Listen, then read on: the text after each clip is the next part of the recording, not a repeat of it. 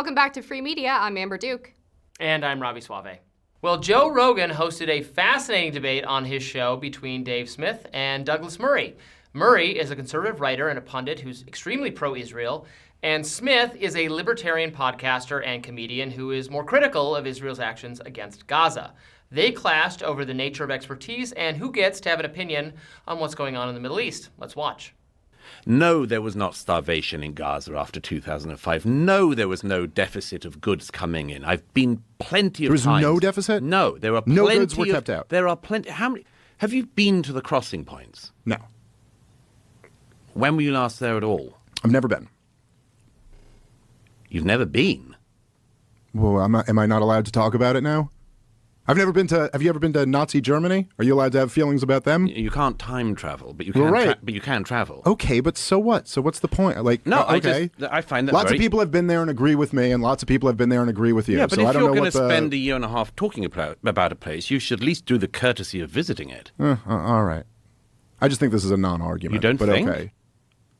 No, I think it's a non-argument. But if you're an expert, well, you have to go and touch the ground. No, I think you have to see. I think it's a good idea to see stuff, particularly if you spend a career talking about something. Yes, I have a journalistic rule of trying never to talk about a country, even in passing, unless I've at least been there. Okay, it's a sort of normal. It's a normal thing to do. So this went really viral on social media. I think it was a pretty fascinating discussion, and not just this part, because it's Joe Rogan, so it goes on a long, long ways. I'm really glad Joe had those two on to discuss. These are two individuals who I agree with both of them on a variety of different subjects. I respect them both a lot. They've done a lot of good commentary. Dave Smith is more on this issue in line with where I am ideologically, although I've had disagreements with him over the years too. I think Douglas Murray is making an argument here that he would not agree with in other contexts, which is this kind of appeal to expertise. I definitely think it's beneficial to visit a place in order to be able to characterize it and describe it. And it might, I don't know the situation. I too haven't been to those crossings or check-in points. It may very be the case that Dave Smith has described them incorrectly and Douglas Murray has described them correctly. I have no idea. So visiting can help, but obviously we can't just have opinions on only things we have the utter backward forwards familiarity with, or else no one could talk about anything. And as Dave Smith says, there are people who've been there and say it's horrific and everything Dave Smith says about it are correct, and vice versa. So you just can't cut off the conversation on the you haven't even been there thing, right? Yeah, I do think that there is a little bit of a self-contradiction there with Douglas Murray, because he's also in the past been very critical of the idea of lived experience as it relates to policymaking or having opinions on subjects. But then on this one, he's like, oh no, you have to have a lived experience of having been to Israel to understand the actual conflict that's going on there. And on COVID, he's great. On COVID, he's just like the rest of us, a tyranny of expertise. So much stuff they got wrong, all of that, as is Dave Smith.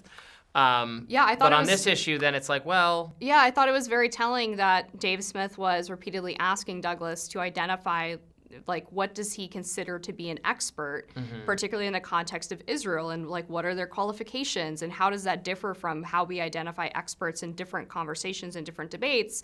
And I didn't think Douglas had a really great answer about that. I mean, I've never been to the UK, but I can still say that like arresting someone for silently praying outside of an abortion clinic is a massive abuse of civil liberties, and I don't like it. I don't have to have been on the ground and talk to the person who was praying and talk to the police officers in order to have some kind of informed opinion on that. Right.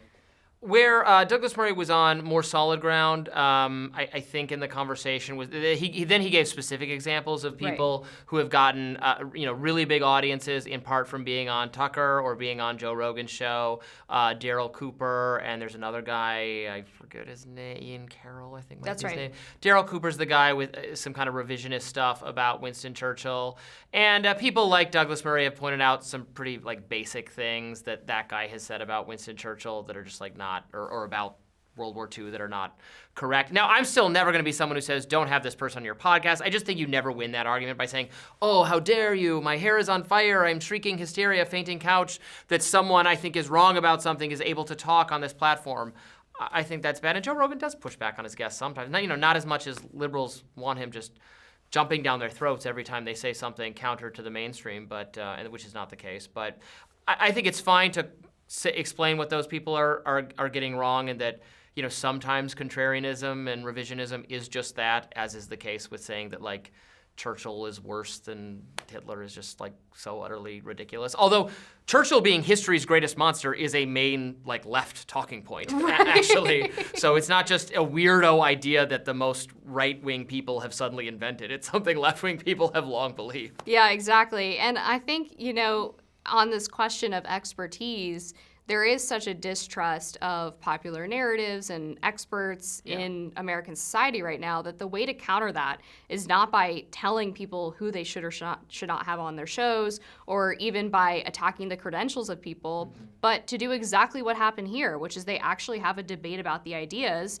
And if Dave Smith is totally wrong about Gaza for some reason, then Douglas Murray can counter those points. But just being like, oh, well, you're a comedian, you've never been to Israel, that's not compelling to people who have serious concerns about the expert class being wrong about basically every foreign conflict for the past for the past 25, 30 years. And you just can't, you know, if I was like God Emperor of the narrative, and I could be able to set the contrarianism dial at exactly where I think is the right point, that would be fantastic. Like on COVID, I put it to 10 out of 10. Basically, every contrarian thing ended up being vindicated. On some foreign policy subjects, it's probably like 7 out of 10. There are some other things where I might say, I think the contrarianism has way overreached. It's only a 4 out of 10 or a 1 out of 10. But that's just not how life works. I'm not in charge of what people think, and the best climate for trying to arrive at the truth, in my opinion, is just letting everybody basically go at it. Yeah, and I think if you're looking at the 10,000-foot view of this, it's so important that podcasts like Joe Rogan's are allowed to exist, and that we have this new media space where independent voices can have these conversations. There would never be a 3.5-hour debate between Douglas Murray and Dave Smith on cable news or any of these mainstream media expos. It wouldn't even compute to them. They wouldn't even understand these individuals. Exactly. Yeah. So I just give credit to Joe Rogan and all of the other podcasters who are actually willing to have real discussions about these issues so that people can and for them both being willing to do that. Neither of them are people who shy away from debates. Right. Douglas Murray clearly wanted to have that and to his credit, be saying some things that were going to be unpopular, I think, with a lot of the audience, to say, actually, I think these people you've brought in are really wrong, and I think that was, I applaud him for being willing to say that on Joe Rogan. It's probably easier to say, you know, you're doing everything right, and that's great. And then Dave Smith never, ever, ever, ever once shies away from a debate, and I really appreciate that about him. Thanks for watching. We have more segments out for you tomorrow. Subscribe, like, share, do all those typical podcast watching things. Reason Free Media is the channel. Thanks so much.